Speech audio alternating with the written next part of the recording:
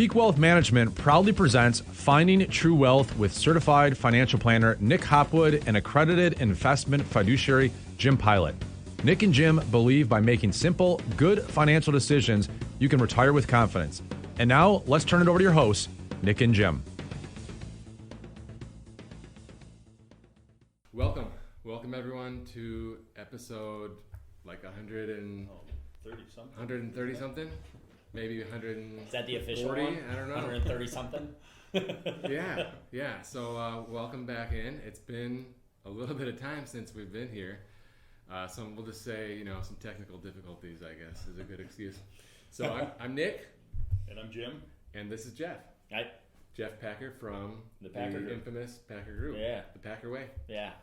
So guys, today is Valentine's Day, and I'm in big trouble. Like after this, I'll be heading over to CVS to pick up a card. Nice. Whatever's left. Yeah. What, there may not be anything left. Right. Then I'll head to Walgreens, Well, just make a card. That's a good idea. Yeah. You know what? Thoughtfulness. Yeah. I learned yesterday. Thoughtful gifts are probably more important than like a store-bought Hallmark. Do you think you could help me? I'll give it a shot. I don't know. Behind a card, I'm in trouble beyond that too. So. Yeah, I plan to head this year. I might win. I might win. Okay, so today's Valentine's Day, so this won't be out until at least tomorrow. Yeah. So you can share. I can share as much as you want. Yeah. Yeah. So I went. I found this like really cool thing on Etsy where they make where my wife and I met. Which is kind of a cool spot, but it's like a map, overview, black and white map with a red heart where we met, and I put it's got our names on it. It's got where we met, which was like Snow Mountain Ranch out in Colorado, and the latitude, longitude, coordinates are on it, and it's cool. So well done. Yeah. So I ordered it a couple weeks ago, and it's already here, and I put it on the bed this morning so that when she whenever she goes into the room, hopefully she sees it and is like, man, I've got a cool husband. She's going to be calling you right now, over and over again. Yeah. You got her. Yeah, do not disturb. He's ignoring me. Jim, what about you? Anything that you would like to share? I can't top that, but I need to make a note of that for the future. My version of planning ahead was my wife's birthday was a few days ago. Yeah. So when I went for the birthday card, I thought far enough ahead to get the Valentine's Day card at the same time. That's smart. Yeah, and we have a dog now. And I saw a section of cards that were from the dog, and I thought, well, that is perfect. Sweet. We need that too, yeah. So she's not only getting a Valentine's from you, but she's also getting one from the dog. From the dog. Yeah. See? That is pretty good. Yeah. So with the cards, you don't want to be creeping too far up there. Do you have a price limit on the CVS cards? Yeah, I stuck to the $3.99 cards. That's as high as I'm going. Yeah. I prefer the 99-cent ones. Yeah, I know, but I can't find them anymore. Yeah, because inflation. Right. Yeah.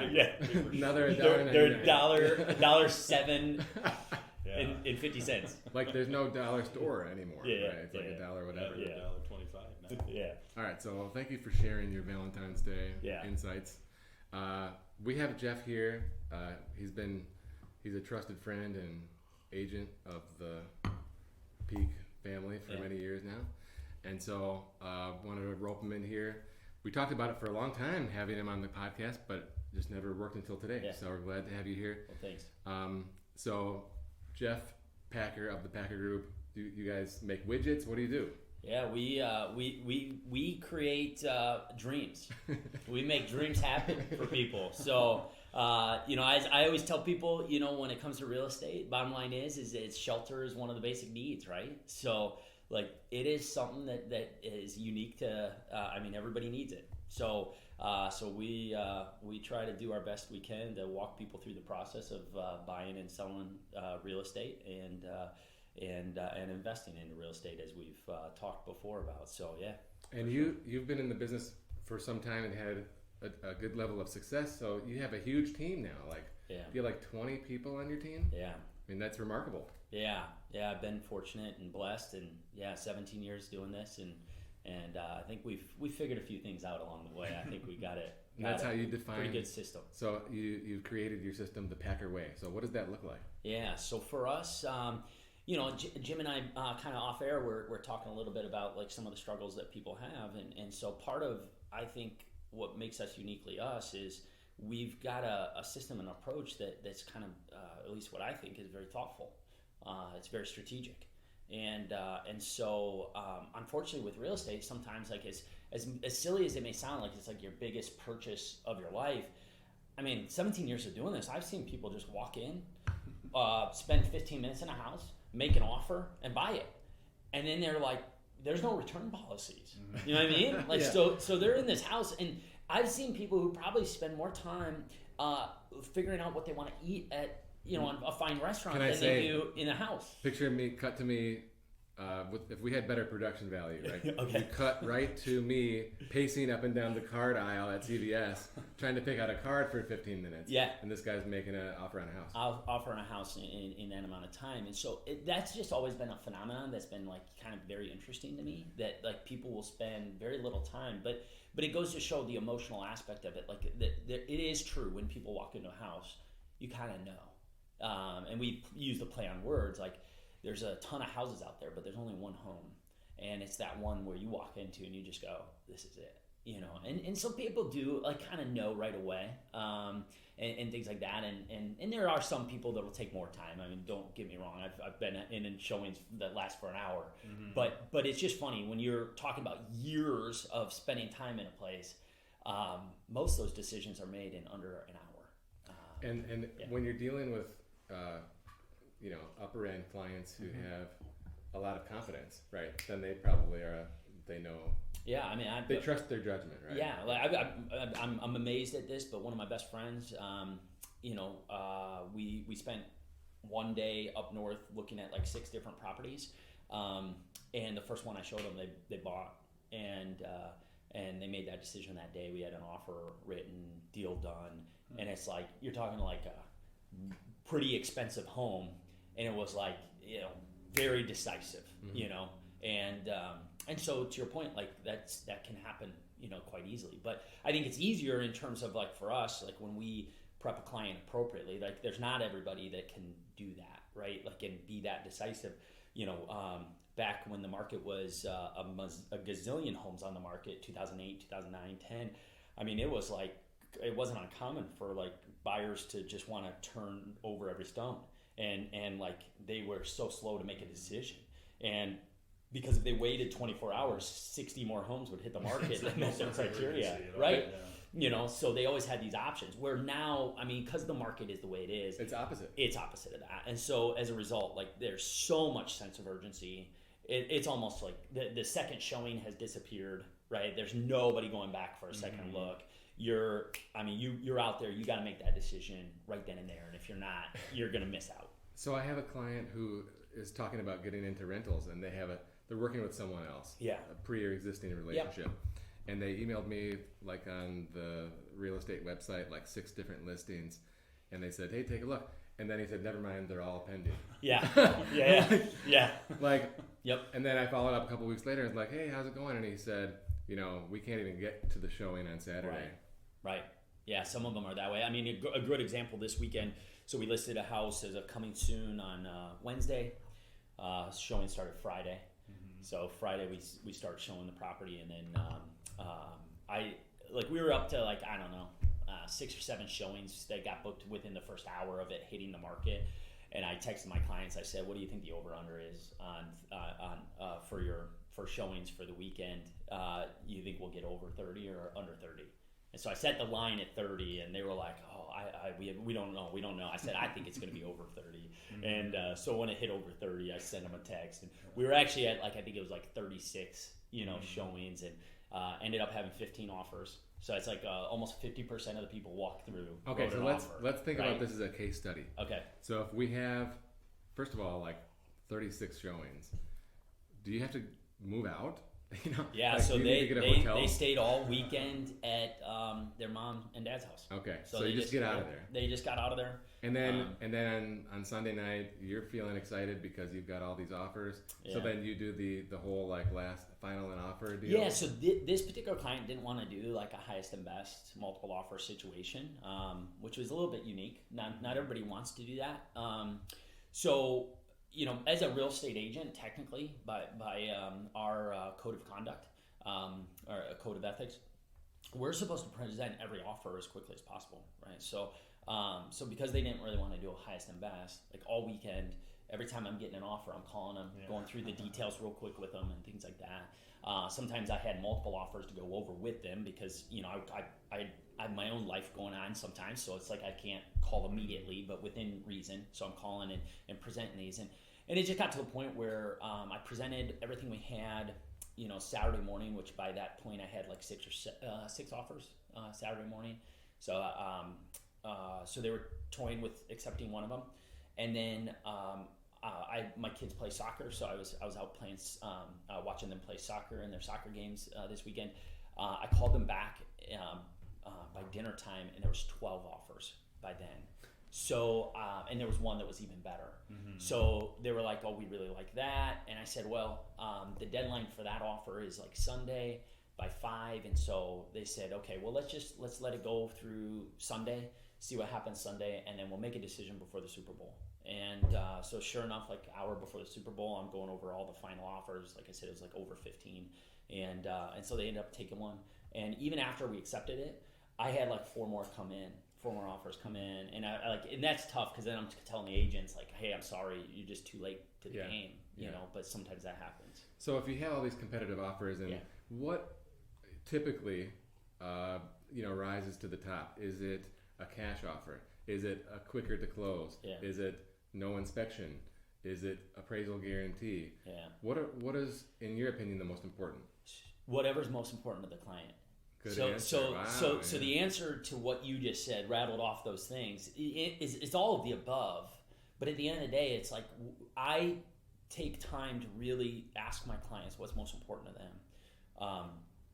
I got some clients that are like super nervous, Nelly, and they need like more guarantees. Like they're going to take a more conservative approach. So sometimes they'll choose a lower offer that's cash because there's more guarantees with cash, versus then having to go through the appraisal and the mortgage. And maybe they've been burned by a mortgage guy in the past. Correct. Or correct. A wicked inspection. Yeah. So it just kind of depends on the client. This particular client needs to find a house, so we'll get to that discussion in a minute. But they needed to buy a house, so we needed occupancy. So they were able to get 60 days of free occupancy after closing. So that was an important thing. The offers that we accepted were over asking price. So to me, the important thing there is an appraisal guarantee. So we took an offer that had a pretty good appraisal guarantee and was over asking. And it just put them in a best possible scenario to maximize the amount of equity that they'll get out of the house. And then I'd also allowed them the time that it's going to take to then go find a home in the tough market that we're in right now to find a home. But it's, every client's got a little bit unique, different needs. So depending on those needs, that's the type of offer we're trying to generate. So I think Jim has a question about cashing out when prices are good, right? Yeah, I mean, I think that you kind of just alluded to it, but we were chatting about that a little bit. I mean, it seems like everybody can sell their house immediately, right? Yeah. And that's a great environment for the seller, right? But then what? Then the flip side of that coin is now you become the buyer. Right. So what do you do? How do you navigate that market when you can get out of your house easy, but you fall in line in a situation like you just described where you got 30, 40, 50 showings at a house with multiple offers? How do you, if you don't want to be that one that's greatly overpaying or something, what are your options, or what does that look like? Yeah, so I think like for me, and I was alluding to this off air, is just we've got to like really, it's kind of like paper trading, right? Like you've got to pretend you were a buyer 6 months ago and see what the market was bearing and see if your expectations match reality, but also shaping the expectation of what really is a fair market price to pay. Because I think a lot of times the assumption, and we've worked with buyers like this who are like, well, I can't stomach paying over asking price. Why would anybody pay over asking price?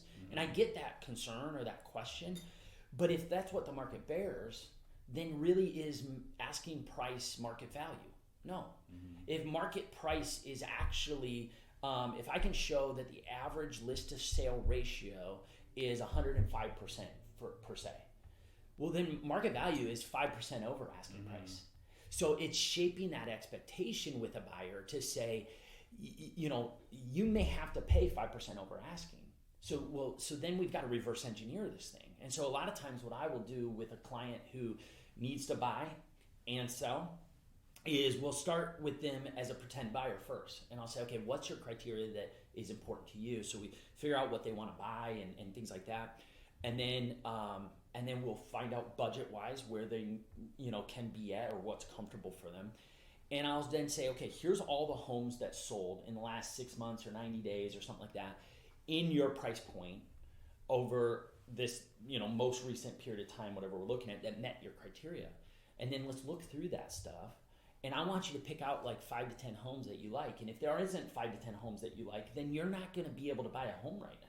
Because you have to have a wide net. Yeah, well, not even necessarily a wide net, but you need to have realistic expectations. And so, there's phrases that we've heard for years and years and years, like, I've got a champagne taste on a beer budget. I've got a Cadillac taste on a Ford budget, right? Like, we have these sayings that people have. They always want more than what their money can afford. And so my job is to help shape those expectations first. What is it that you can really, truly afford?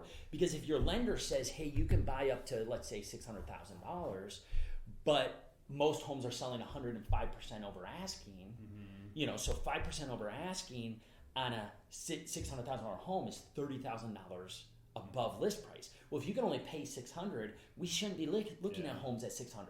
We should be looking at homes at $570,000, right?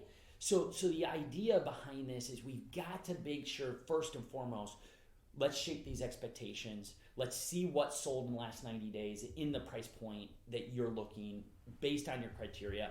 Is there stuff that you actually like? If so, then we can take the next step. The next step then is to say, how do we make this happen? Can you buy before you sell? Can you do a bridge loan?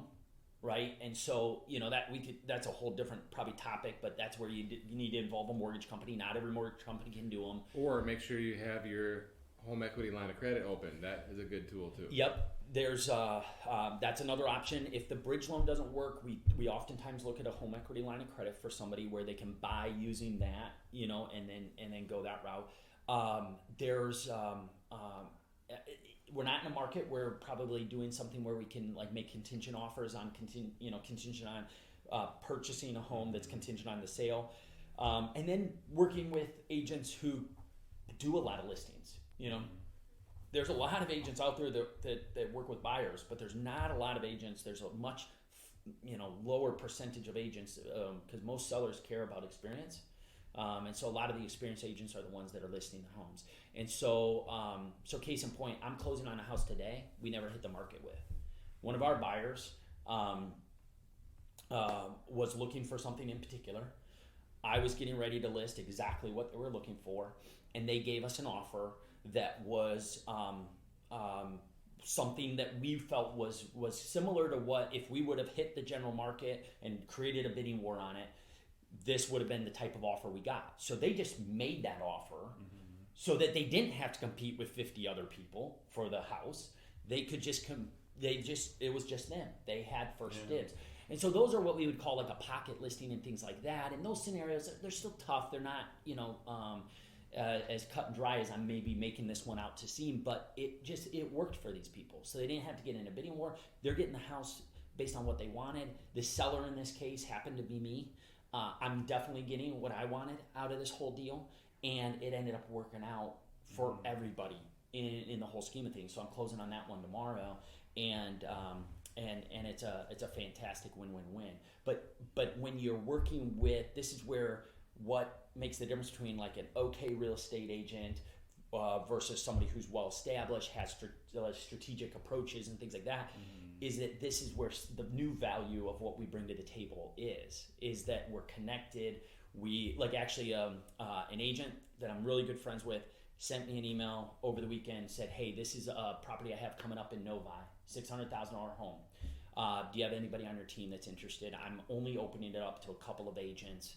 And I said, yeah, I'll send it to my team. And sure enough, one of my agents showed it, wrote an offer, and we're going to find out today if they end up getting it accepted. And so those are strategic things. Yeah. Right? I mean, I guess you call it a pocket listing. Yeah. So Jeff and his team member Ben, they found me what I would call the gem of the rental portfolio, which is a 5-plex out in Pinckney, which is just fantastic. So when you're working with someone who's established, like you say, right, sometimes you see more than just what's on the MLS. Right. I want to ask you about supply and demand, because supply is so low and demand is so high. So as a result, the builders, right, they're just building everything they can, right? Yeah. So those prices are high though too, right? And like it's a premium. It's at a premium. Okay, yeah, so for sure. Because new is better than old, and and you're always going to pay more for new construction. Yeah, you get the convenience of picking your own stuff. It's all brand new. You don't have to worry about replacing stuff. Because everything's going to have roofs 30 years, furnaces 20 years, AC. So you don't have these big expenses down the road. So you're paying a premium for everything being brand new. Much like when you buy a new car, you're paying a premium, right?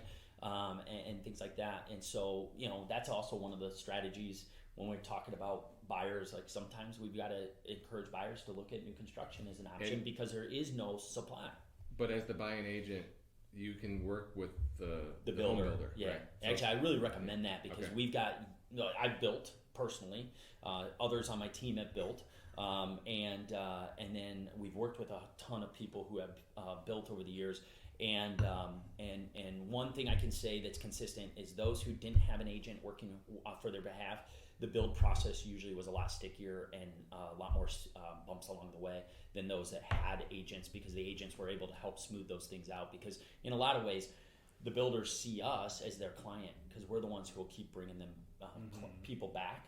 And so they want to keep us happy and know that our clients are happy because we're the ones who are going to continue to provide buyers for them in the future. So there is something like that to consider when it comes to that stuff. But yeah, we can definitely help navigate that. You mentioned about supply and demand. I don't think I remember a time where supply is lower than it is now. And I've seen every market now, getting in 2005 and to where we're at today. I mean, I thought 2020 was going to be probably our low spot as far as supply. We're even worse off than where we were there. So that's to your point. Like, people actually ask me all the time, like, when's the best time to sell my home? And they think that it's going to be a seasonal answer. Mm-hmm. It's going to be spring or summer, and that's definitely the best time that your home looks good. But this isn't about homes looking good right now. Like I said, I was a home seller here in the month of January, and I'm going to end up selling at $40,000 more than I thought I would. Are you talking about your house? No, oh, okay.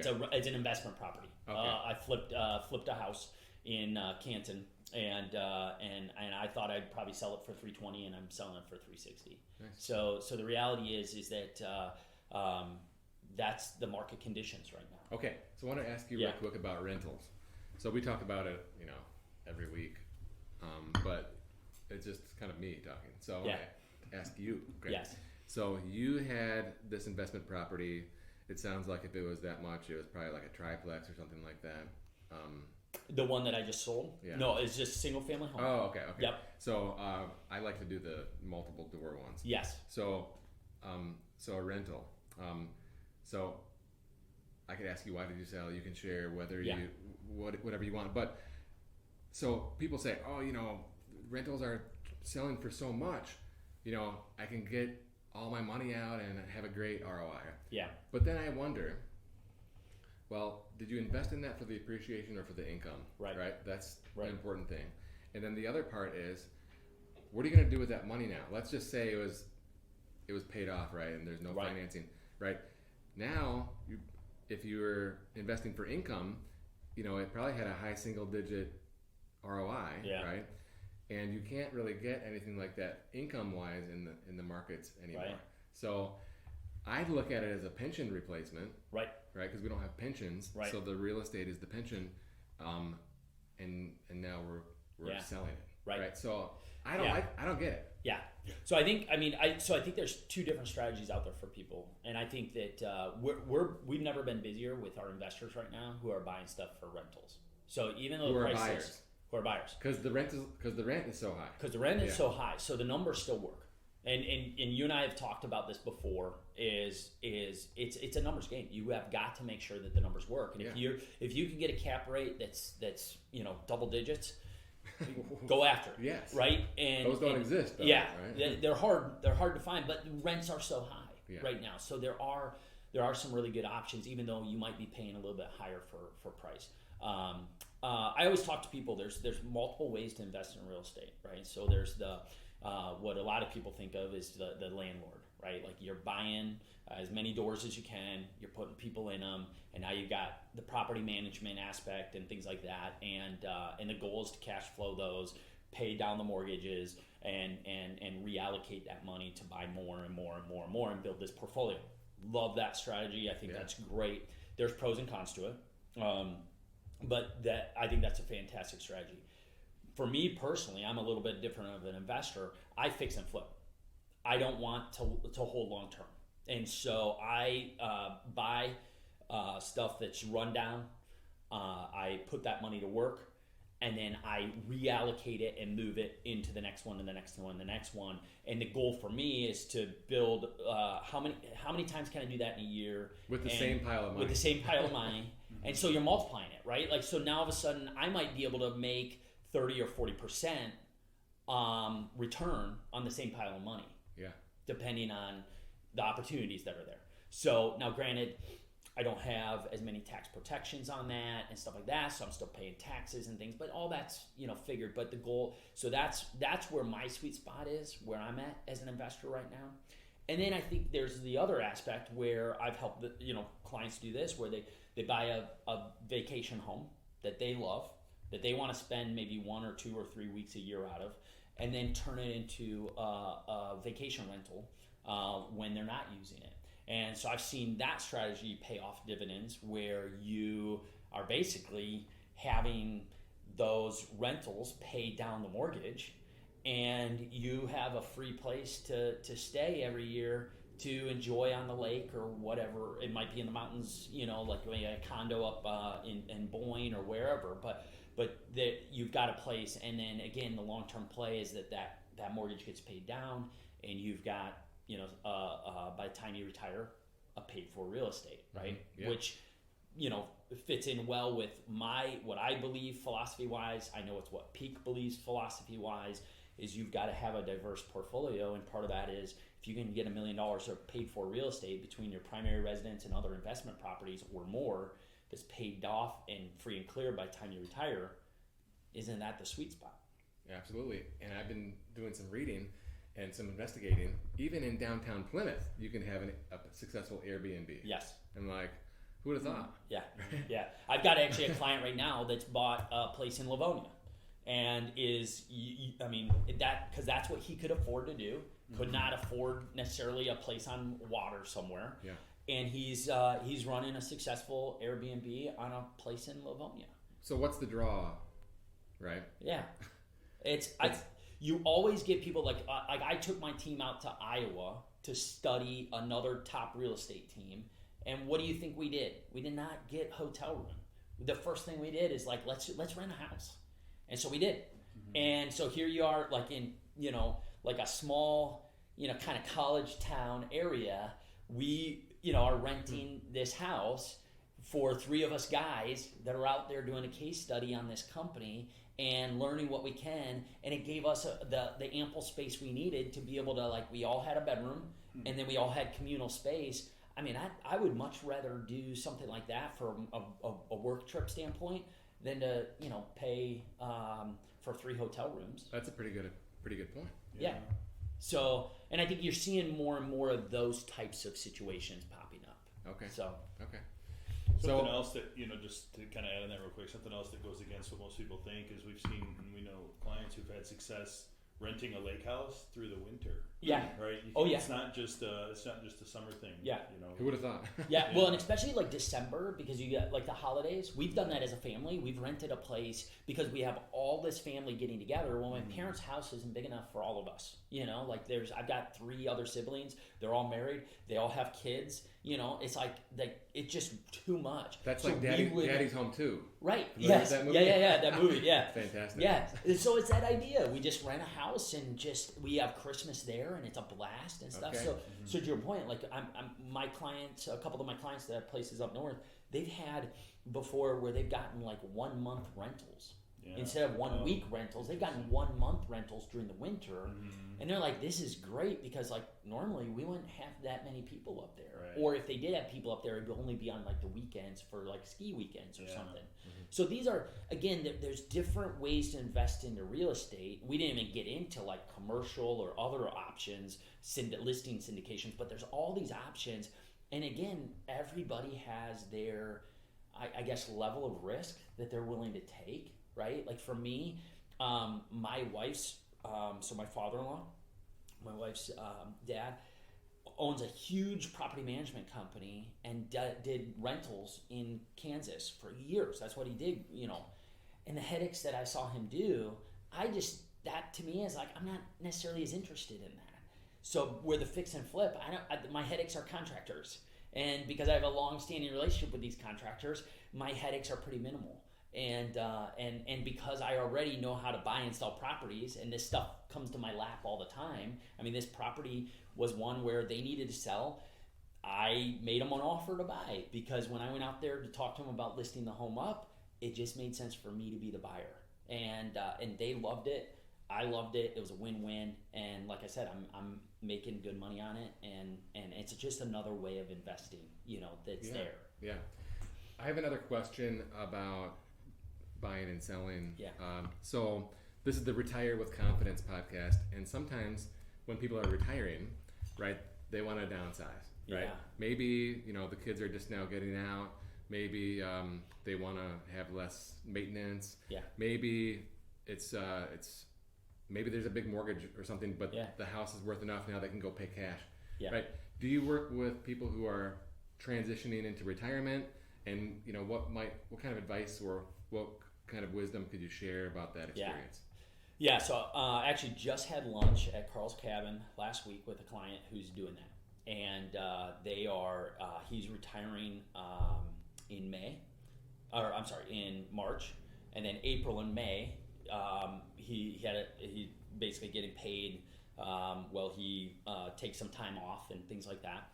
And then he's officially done off the payroll, we'll say, in May, right? So then it's fixed income, right? And so he's thinking ahead, going, okay, we've got a small mortgage left on our primary home, and we need to downsize because, again, oftentimes what comes with those situations as well is like preparation for like, what's my health going to be like in retirement? Like, how are my knees okay? Are my ankles okay? Can I handle a house with a lot of stairs? First floor master. So we get a lot of these like condos and ranch condos, first floor master condos, laundry rooms on the first floor, like all their major stuff being on that first floor, right? So, but yeah, it's I think with walking through that with people, I think the big pinch points oftentimes are not they've lived in a house a lot of times for a number of years and maybe have a lot of stuff, and besides having a lot of stuff, they've also maybe not done as many cosmetic updates. They've done really good mechanical updates, but not a lot of things. So oftentimes with those clients, I kind of feel like I've become somebody used as connecting them with a lot of resources to help them along the way. But the ones that plan early are always the better ones off because it takes time to get rid of the stuff, purge it, downsize, things like that, whether it's an estate sale, donations, giving things to siblings or their children, whatever it is, they've got to figure out ways to like unload a lot of years of stuff that they've probably been attached to and had a hard time getting rid of. And one spouse usually is like, just bring a dumpster and I'll throw it all away. And the other one's like, no, this has so much meaning and emotions tied to it and stuff like that. So that just takes time to marinate and allow to have happen. So we oftentimes have to talk through that with clients. We've got solutions around how to best handle that. But then, again, a lot of times those types of people, if they do have their house paid off, those are the perfect clients where we just say, let's go get a home equity line of credit. Yeah. Let's go buy your next place cash. Then once you move and settle over to that home, then we can help. How do we maximize your equity out of the home that you just moved out of? Does it make sense to bring a painter in and a carpet flooring company in, do some cosmetic updates and things like that? And that's new mulch. New mulch is always a big thing. It's like 1,000% return on your investment, right? No, because it's curb appeal. Yeah. And people don't realize that. Like painting the front door could be a huge thing that's like super simple that makes a big difference. So, but that's also where I would say, whether you have a relationship with a real estate agent or not, this is where interviewing us, even if you have a close friend that you may go with, like still interview us because we may give you some things to consider and think about. And if you end up using that person, great. But you may realize maybe that's not the best place for you to work with. And maybe somebody else with a different approach is. And because one of the companies that I also own and that provides a ton of service to our clients is we have a professional staging and design company. And so like a lot of times people are like, yeah, we know we need to do these updates, but what if we pick paint colors that the buyer won't like? Or what if we pick a carpet choice? We know there's tons of stains all over this carpet, but what if we pick the wrong carpet? And as like, don't worry about that. That's not your problem to worry about. I've got a professional stager and designer who has a design background and degree from Michigan State. She can come in and basically say, this is what we're picking and this is what would be the selections, and she'll work with the contractors to make sure they know what to put in there. And then they don't want to sell anymore. Sometimes that happens. Well, no, they usually fall in love with it, but at the end of the day, the reason to sell is always there. Yeah. They need to downsize and they need to do that. But they maximize their equity, and they're usually happier then, because now all of a sudden, instead of maybe selling it at, let's say it's a house that would sell at $500 as is, they put $25,000 into it to get it ready to sell. Now all of a sudden they're maybe selling it for $550 or even higher. Because they've made it an extremely desirable home that's moving ready for the next generation to buy. And that's a big deal. Well, I mean, I witnessed all this stuff firsthand. Yeah. About a year ago, we sold our place, and we're still in limbo. Yeah. Moving into the new place. The joys of building. Yeah. Yeah. But anyway, we met with Jeff, and he gave us the whole song and dance, right? Yeah. Which was very informative, and I really didn't need it, but I was glad that we did it because I was gonna, I understand anyway. Yeah. But that is an informative meeting for sure. And then we had the design stage meeting and everything, and then the offers came in, right? Yeah. And that's when my anxiety level, right? And I'm pretty cool, right? Usually, like it was horrible. As a seller, to be like, and I'm like, man, how can you do it, right? I told you on the phone, like, man, I don't know how you do this every day. Because you literally do it every day. Every day. Like having the anxiety of going through the offers and, which one to hook your saddle up to, as I use the phrase all the time, like which one are you going to ride to the finish line? And you got, like my client this weekend, like over 15 options. And a couple of them, like you were talking about splitting hairs, the differences between these offers. And it's like, how do you make that choice? And I have to sit there and advise them on what might be the best and things like that. But it's years of experience, quite honestly. And you take the emotion out of it because you're looking at it as a transaction, Correct. Whereas this is our home. And, But I don't want to go through that process every year, selling my home. Yeah. So most people do it, and then they say, "Hey, don't take this the wrong way, Jeff, but we don't want to talk to you for years to come." I get it. So here we are a year later doing the podcast. Right. But yes, it was a good experience. I should say it was a great experience, and I would do it again. Right. So when you're thinking about how a transaction went, you say, would I do it again? Right, that's what you do. Yeah. You know. Yeah. Or would I hire that person again? Kind of deal. You know? And that's our hope, because I always tell people, like, I can't remove all the obstacles, but my goal is to minimize as best we can the stress that you're going to experience. You know, some people are more high strung than others, and things like that, and so naturally there's just going to be a level of stress that's there. But our job is to just, you know, one is to I use the phrase all the time, maximize the probability of success. So all the strategies, that's everything we do. Line. I think you guys use that must too. Have heard it from us. Yeah. Maybe I did. Yeah. Maybe, you know, subconsciously over all these years of listening to 130 something podcasts. That's right. You know, but if we can maximize the probability of success and minimize that stress, you know, it's funny how many times I've sat down with people. You know, like back in the 2008, 9, 10.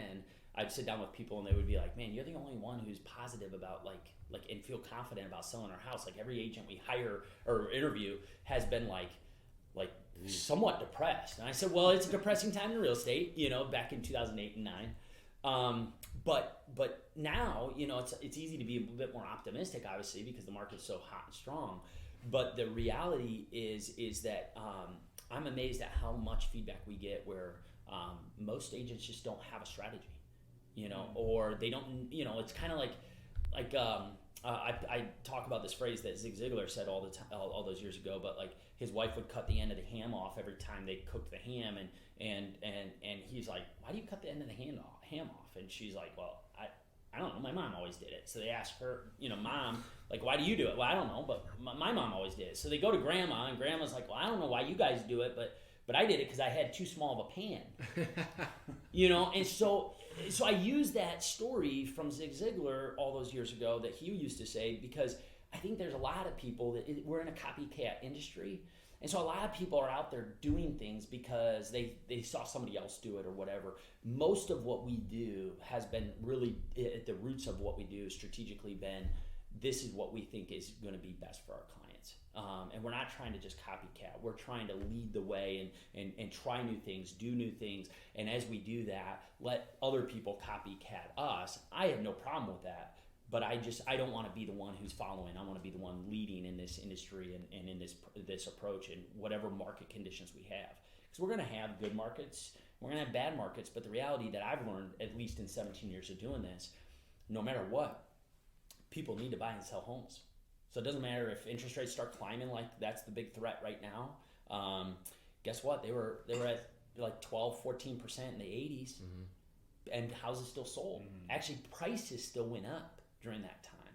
So I think there's, I think what a lot of people are concerned about right now is, well, is this a bubble? Is the market going to tank?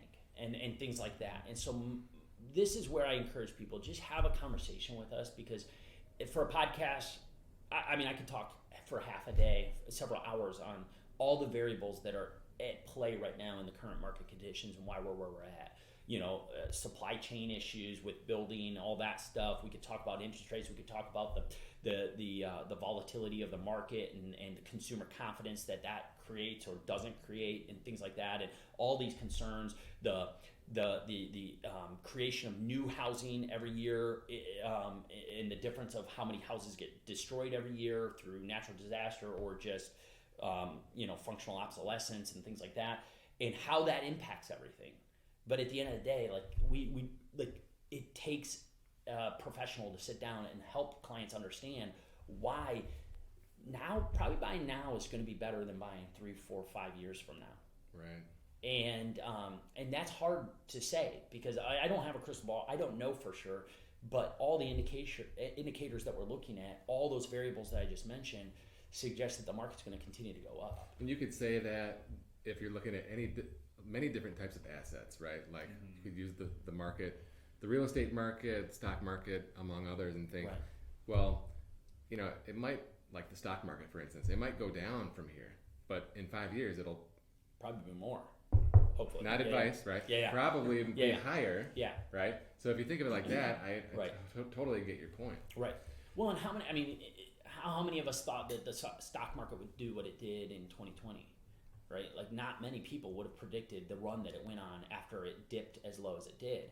And so likewise, like I remember taking a call from a buyer lead who had just got off the phone with an agent and said, I want your opinion on whether you think we should buy now or wait 6 months, because I just talked to an agent who said that in 6 months the value is going to be 50% less.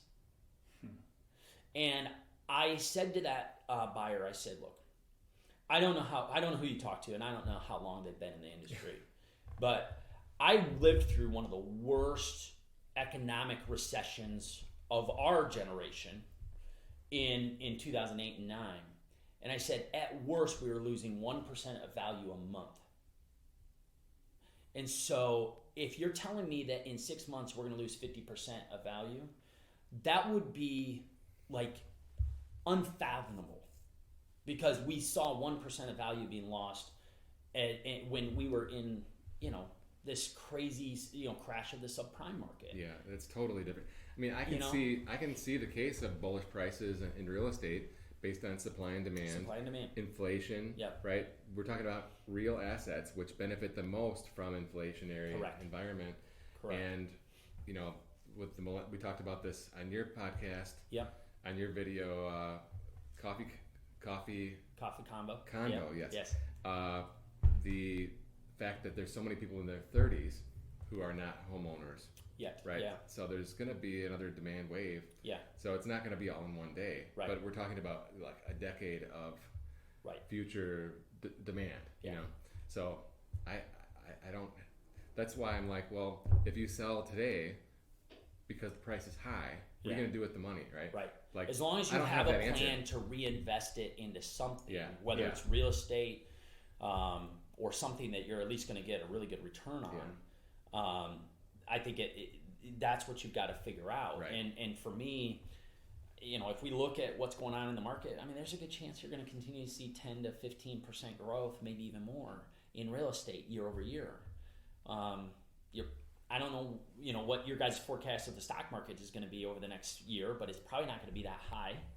We've been on a good run, so that it's hard to make the case that it will continue to be above average like that. Yeah. Right. So, but with all that being said, you just it pays to have professionals. This is why you got to have somebody, advising you appropriately on financial advice, real estate advice, mortgage advice. I mean, this is why these professional services exist.